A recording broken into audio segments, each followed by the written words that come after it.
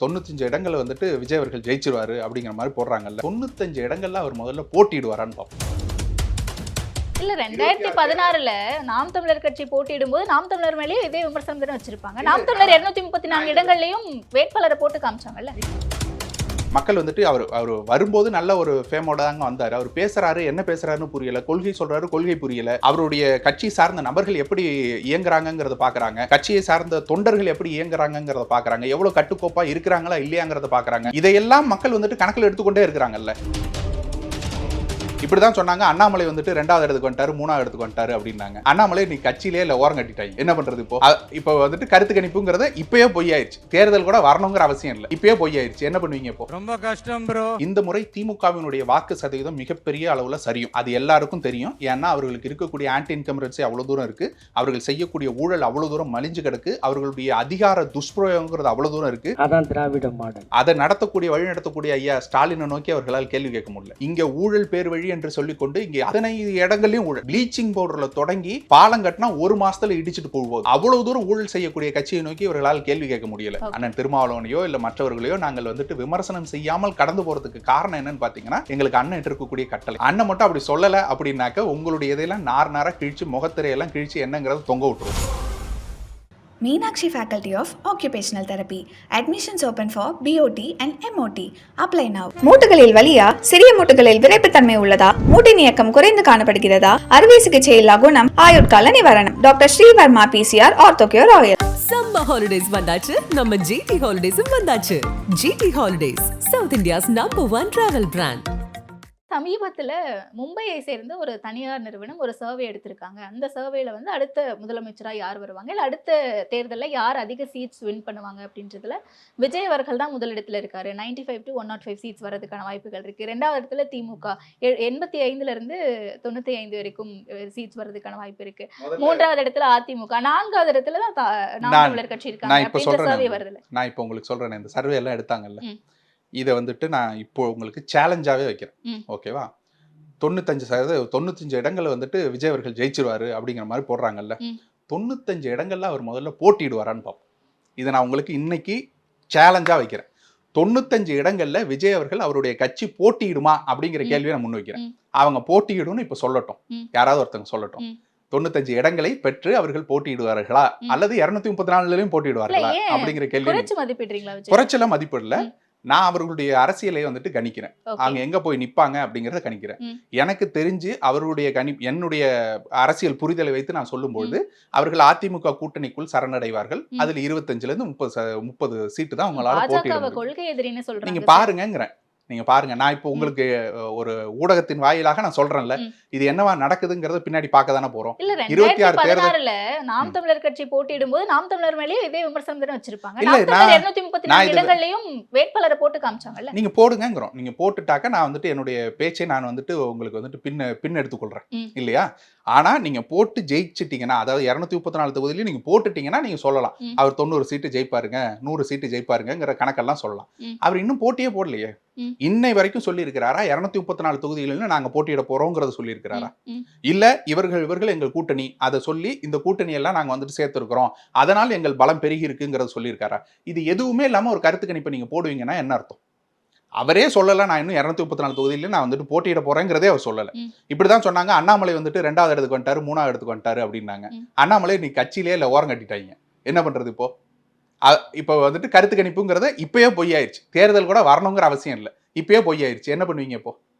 அது போலதான் நீங்க போய் இந்த கருத்து கணிப்புகள் எல்லாமே வந்துட்டு இவர்கள் கட்டமைக்கக்கூடிய ஒரு பிம்பங்கள், அவ்வளவுதான். அந்த பிம்பங்கிறது வந்துட்டு ஒரு பாறங்கள்லாம் இருந்துச்சுன்னா நீங்க உடைக்கிறதுக்கு வந்துட்டு கடப்பாறை வேணும். அது வெறும் ஊதின பிம்பம் தானே, பலூன் தானே, ஒரே ஒரு குண்டூசி போதும் அதை உடைக்கிறதுக்கு, அவ்வளவுதான். மக்களுக்கு தேவையானது ஒரு உண்மை வெளில வந்துச்சுன்னா தெரியும். அவங்க கருத்து கணிப்புன்னு கட்டமைச்ச பிம்பங்கள் அத்தனை பேரும் உடைஞ்சு போகும். ஆனா மக்கள் கருத்தா இருக்கட்டும், கருத்து கணிப்புகளா இருக்கட்டும், இப்படி தொடர்ந்து விஜய் அவர்கள் கட்சி ஆரம்பிச்ச அந்த நாள்ல இருந்தே அவருக்கான ஆதரவு வருது நம்ம பார்த்துட்டு தானே இருக்கோம். ஆதரவு பெருகுது போல காட்டுறது தாங்க. நீங்க ஒண்ணுமே இல்லை, இப்போ ஒரு 10 கோடி ரூபா கொடுங்க, அடுத்த சிஎம் நீங்க தாங்கிறத கருத்து கணிப்பை நான் உங்களோட சொல்றேன். ஒரு பெரிய நிறுவனம் கருத்து கணிப்பு, மக்கள் கருத்துல கூட பெரும்பாலும் மக்கள் கருத்தை நீங்க எடுத்து பாருங்க. அடுத்து நான் ஒண்ணுமே சொல்றேன், நீங்க 10 கோடி ரூபா கொடுங்க, 100 மக்களை வந்துட்டு நான் சொல்றேன், 100 கேமரா வச்சு நான் வந்துட்டு ஒவ்வொரு மாவட்டத்திலையும் வந்துட்டு பேட்டி எடுக்க வைக்கிறேன். அத்தனை மக்களும் சொல்லுவாங்க நீங்க தான் சிஎம். 10 கோடி ரூபா கொடுத்தா போதும், நீங்க 100 கோடி ரூபாய் எல்லாம் செலவு பண்ணணும்னு அவசியம் அது எதுவுமே யதார்த்தமா யதார்த்தத்துல இல்ல. நம்ம வந்துட்டு மக்களோடு மக்களா பழகுறோம்ல, மக்களோடு மக்களா பழகும்போது தெரியும்ல. நான் ஒரு நாளைக்கு 100 பேஷண்ட்டை பார்க்குறேன், அத்தனை பேர்ட்டையும் நான் பேசி கொடுக்குறேன், இது பண்றோம், அரசியல் சார்ந்து பேசுறோம், எல்லாமே பண்றோம்ல. இதை தாண்டி பொதுமக்கள்கிட்ட நம்ம போய் பார்க்குறோம், கருத்தியல் ரீதியா நம்ம பேசுறோம். இது எல்லாத்தையும் பார்க்கும்போது நீங்க மக்கள் என்னவா பார்க்கறாங்கன்னு இருக்குல்ல. மக்கள் வந்துட்டு அவர் வரும்போது நல்ல ஒரு ஃபேமோட தாங்க வந்தார். அவர் பேசுறாரு, என்ன பேசுறாருன்னு புரியல, கொள்கை சொல்றாரு, கொள்கை புரியல. அவருடைய கட்சி சார்ந்த நபர்கள் எப்படி இயங்குறாங்கிறத பாக்குறாங்க, கட்சியை சார்ந்த தொண்டர்கள் எப்படி இயங்குறாங்கிறத பாக்குறாங்க, எவ்வளவு கட்டுக்கோப்பா இருக்கிறாங்களா இல்லையாங்கிறத பாக்குறாங்க. இதையெல்லாம் மக்கள் வந்துட்டு கணக்கில் எடுத்துக்கொண்டே இருக்கிறாங்கல்ல. நீங்க வந்துட்டு அவர் ஒரு திரை பிம்பம் இருக்கிறதுனாலே வந்துட்டு ஓட்டு போட்டுருவாங்க நீங்க நினைச்சீங்கன்னா இன்னும் மக்கள் அந்த நிலைமை இல்லைங்கிறத நான் சொல்றேன். ஓகே, சோ அப்ப 2026 தேர்தலில் போட்டி எப்படி இருக்கும்னு நினைக்கிறீங்க? நான் ஏற்கனவே ஒரு முறை உங்கள்கிட்டயே சொல்லியிருக்கேன், திரும்பவும் சொல்றேன். இந்த முறை திமுகவினுடைய வாக்கு சதவீதம் மிகப்பெரிய அளவுல சரியும். அது எல்லாருக்கும் தெரியும். ஏன்னா அவர்களுக்கு இருக்கக்கூடிய ஆன்டி இன்கம்பரன்சி அவ்வளவு தூரம் இருக்கு, அவர்கள் செய்யக்கூடிய ஊழல் அவ்வளவு தூரம் மலிஞ்சு கிடக்கு, அவர்களுடைய அதிகார துஷ்பிரயோகங்கிறது அவ்வளவு தூரம் இருக்கு. ஏளனமா பேசுறதா இருக்கட்டும், இப்ப பான்ஸ் பவுடரான்னு கேட்டு போனாங்கல்ல, அந்த மாதிரி திமுகவினுடைய அவ்வளவு தூரம் வந்துட்டு மக்களை எள்ளி நகையாடக்கூடிய இவர்களா வேலை செஞ்சுட்டே இருக்காங்கல்ல, அது திமுகவின் மீது மிகப்பெரிய அதிருப்தியை ஏற்படுத்தி இருக்கு. ரெண்டாவது, அதிமுக எந்த பாஜகவோட கூட்டணி வைக்க மாட்டேன்னு சொன்னாங்களோ அதே பாஜகவோட கூட்டணி வைத்து மாநில உரிமைகளை இழந்து விட்டு அவர்கள் மீண்டும் நான் வந்துட்டு பாஜக வந்துட்டு என்னெல்லாம் சொல்லுதோ அதுக்கெல்லாம் தலையாட்டோன்னு சொல்லி தான் குடுமையை கொடுத்ததுனால பாஜகவினுடைய வாக்கு சதவீதம் ஏற்கனவே இருந்ததை விட இந்த முறை குறையும். நீங்க இதையும் பார்ப்பீங்க. அப்ப இவர்கள் 2 பேரோட வாக்கு சதவீதம் குறையுது அப்படின்னா புதுசா வந்தவங்களுக்கு தான் அந்த வாக்கு சதவீதம் அதிகரிக்கும். அது யாருக்கு அப்படின்னு பாத்தீங்கன்னா, நான் சொன்னது போல நாம் தமிழர் கட்சிக்கு அந்த வாக்கு சதவீதம் மிகப்பெரிய அளவுல பலமாக நிற்கும். 234 தொகுதிகளிலும் போட்டியிட்டு ஆணுக்கு பெண் சமமாக இடம் கொடுத்து கொள்கை ரீதியாக வகுத்து ஒரு படை பலத்தை போல நிற்கக்கூடிய நாம் தமிழர் கட்சிக்கு அந்த வாக்கு சதவீதம் மிகப்பெரிய அளவுல வகுக்கும். அதே போல விஜய் அவர்களுக்கும் அதிகம் இருக்கும். நான் இல்லைன்னு சொல்லல. விஜய் அவர்களுக்கு வாக்கு சதவீதம் புதிதாக வரக்கூடியதுனால் அவர் வந்துட்டு இதுவரை வாக்கே பெறாத ஒரு நபர் அப்படிங்கிறதுனால அவர் பெறக்கூடிய அத்தனையுமே அவருக்கு பிளஸ் தான். ஸோ அப்படி இருக்கும்போது 4% 6% அவர் எத்தனை சதவீதம் பெற்றாலும் அந்த வாக்கு சதவீதங்கிறது மிகப்பெரிய பலமாக அவருக்கும் அமையும். அது எங்கேருந்து சரியும் அப்படின்னா திமுகவிடமிருந்து அதிமுகவிடமிருந்து சரியும், நாம் தமிழரிடம் ஒருபோதும் சரியாது. ஓகே, சமீபத்தில் ஒரு மேடையில் திருமாவளவன் அவர்கள் பேசும்போது சொல்றாரு, பிரபாகரன் அவர்களை குறிப்பிட்டு பேசும்போது, அண்ணன் என்கிட்ட சொன்னாரு, புலிப்படைக்குள்ளேயே நான் வந்து ஒரு சிறுத்தை படை வச்சிருக்கேன், அது வந்து உங்களை மாதிரி தான் நானும் வச்சிருக்கேன் அப்படின்ற மாதிரி சொல்லிட்டு, நான் வந்து பொய் சொல்லலை, நான் வந்து மற்றவங்களை மாதிரி உடான்ஸ் விடலை அப்படின்ற மாதிரி ஒரு சில வார்த்தைகளை பயன்படுத்தி அவர் பேசுறாரு. அப்ப இதை தொடர்ந்து எல்லாருமே நாம் தமிழர் கட்சியை தான் அவர் மறைமுகமா சாடுறாரோ அப்படின்ற மாதிரி எல்லாம் சொன்னாங்க. இது எப்படி பாக்குறீங்க? அவர் இருக்கக்கூடிய இடம் அதை தாங்க செய்ய சொல்லும். அண்ணன் திருமாவளவன் அவர்கள் இதுவரை தன்னுடைய கட்சி கொடியை ஏற்ற விடாமல் போலீஸை வச்சு அடிச்சு அந்த கட்சி கொடியை உடைச்சு, அவங்க என்ன ஒரு தடை செய்யப்பட்ட அமைப்பா விடுதலை சிறுத்தைகள் கட்சிங்கிறது, அவர்களுடைய கட்சி கொடியை ஏத்துறதுக்கு என்ன பிரச்சனை? அதை அடிச்சு உடைச்ச போலீஸை வந்துட்டு கண்டிச்சு அவங்களால கேள்வி கேட்க முடியல. அதை வழி நடத்தக்கூடிய ஐயா ஸ்டாலினை நோக்கி அவர்களால் கேள்வி கேட்க முடியல. இங்க ஊழல் பேர் வழி என்று சொல்லிக்கொண்டு இங்கே அத்தனை இடங்கள்லயும் ஊழல், ப்ளீச்சிங் பவுடர்ல தொடங்கி பாலம் கட்டினா 1 மாசத்துல இடிச்சுட்டு போகும்போது அவ்வளவு தூரம் ஊழல் செய்யக்கூடிய கட்சியை நோக்கி இவர்களால் கேள்வி கேட்க முடியல இல்லையா? இங்கே ஒரு மலம் கலந்த தண்ணீரை குடித்த மக்கள் மீதே பழிய போடுறாங்க. எவனோ ஒருத்தன் வந்து கலந்துட்டு போறான், இவங்க என்ன சொல்லி அந்த கேஸை முடிக்கிறாங்க அப்படின்னா, நீங்களே கலந்துட்டு நீங்களே குடிச்சிட்டீங்க அப்படின்னு சொல்லி உங்க மேலேயே வந்துட்டு போடுறாங்க. அதை நோக்கி உங்களால கேள்வி கேட்க முடியல. ஏன்னா நீங்க இருக்கக்கூடிய கூட்டணி அப்படியான கூட்டணியாக இருக்குது. வன்னியரசு அவருக்கு சொன்னது போல, நீங்கெல்லாம் பொது தொகுதிக்கு ஆசைப்படலாமான்னு இன்னை வரையும் விசிகாவுக்கு வந்துட்டு ஒரு ஆதித்தமிழரை பொது தொகுதியில நிறுத்தக்கூடிய வலிமையை திமுக கொடுக்கல. இன்னை தேதி வரையும் கொடுக்கல. அப்படியாக இருக்கும்பொழுது அந்த அளவுல உங்களை வைத்திருக்கக்கூடிய திமுகவை நோக்கி உங்களால கேள்வி கேட்க முடியல. அவன் உடான் சொல்றான், பொய் சொல்றான், அவன் வந்துட்டு சமூக நீதினு சொல்லிட்டு ஏமாத்துறான், இதெல்லாம் உங்களால கேள்வி கேட்க முடியல. இல்ல, நாங்கள் சொல்லக்கூடிய வரலாறுகள், நாங்கள் சொல்லக்கூடிய உண்மைகள் உங்களுக்கு பொய்யாக தெரியும் அப்படின்னாக்க நாங்க என்ன சொல்ல முடியும்? சிரிச்சுட்டு போக முடியும், அவ்வளவுதான். அண்ணன் ஒரே ஒரு விஷயம், எதை நோக்கி நாம் தமிழர் விமர்சனத்துக்குள்ள தள்ளப்படுறாரு திருமாவளவன்? ஒரு விஷயத்த நீங்க எடுத்து பாருங்க. அண்ணன் எங்கள்கிட்ட ஒரு மிகப்பெரிய கட்டுப்பாடை விதிச்சிருக்கிறார். அது வந்துட்டு சொந்த உறவுகளுக்குள்ளார நீங்க வந்துட்டு சண்டையை வளர்க்கக்கூடாது அப்படிங்கிறதுல அண்ணன் திருமாவளவன் அவர்களையோ இல்லை வந்துட்டு பாமகவையோ இல்லை மற்ற சரத்குமார் அவர்களோ இவர்கள் யாரையும் நம்ம விமர்சிக்கணுங்கிற அவசியம் இல்லை. திராவிடம் என்ற கோட்பாடு, தனிநபரை வந்துட்டு நம்ம விமர்சிக்கணுங்கிற அவசியமே இல்லை. திராவிடம் என்ற கோட்பாட்டை நீங்க எதிர்த்து பேசுங்க, அதை நோக்கி தான் நம்மளுடைய பார்வைகள் இருக்கணுமே தவிர, நமக்கு திராவிடத்தை சரித்து விட்டால் போதும் தமிழ் தேசியம் தானாக எழும்.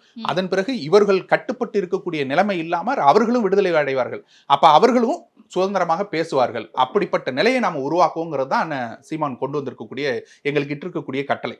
அதனால நாங்க கடந்து போறோம். Okay. அண்ணன் திருமாவளவனையோ இல்ல மற்றவர்களையோ நாங்கள் வந்துட்டு விமர்சனம் செய்யாமல் கடந்து போறதுக்கு காரணம் என்னன்னு பாத்தீங்கன்னா எங்களுக்கு அண்ணன் இருக்கக்கூடிய கட்டளை.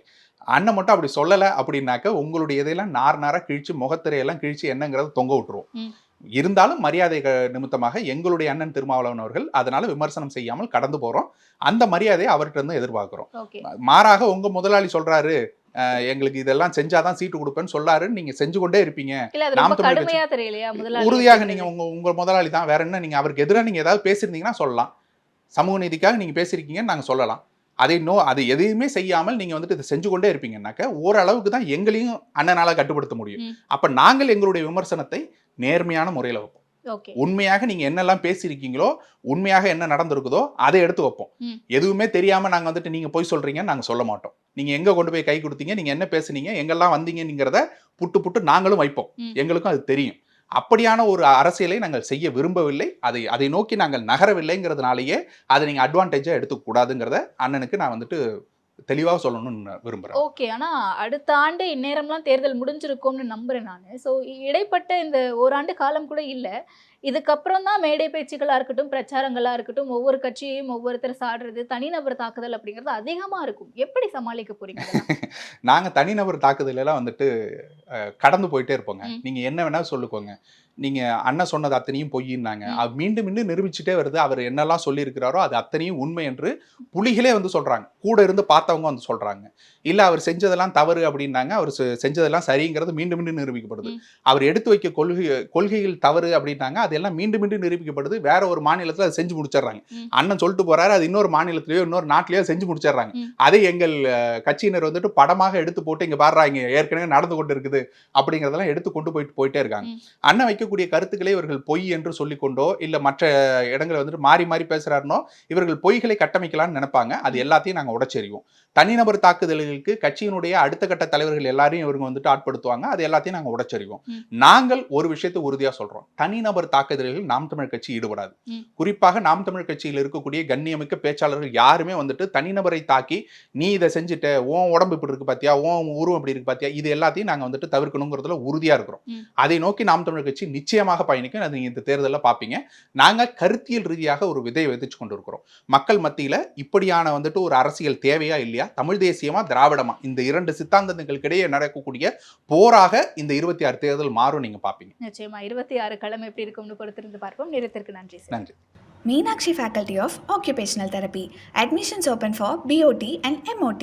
Apply now. மூட்டுகளில் வலியா, சிறிய மூட்டுகளில் விரைப்புத்தன்மை உள்ளதா, மூட்டின் இயக்கம் குறைந்து காணப்படுகிறதா, அறுவை சிகிச்சை இல்லா குணம், ஆயுட்கால நிவாரணம். Doctor Srivarma PCR Orthocure oil. Summer holidays வந்தாச்சு, நம்ம GT ஹாலிடேஸும் வந்தாச்சு. GT holidays, South India's number 1 travel brand.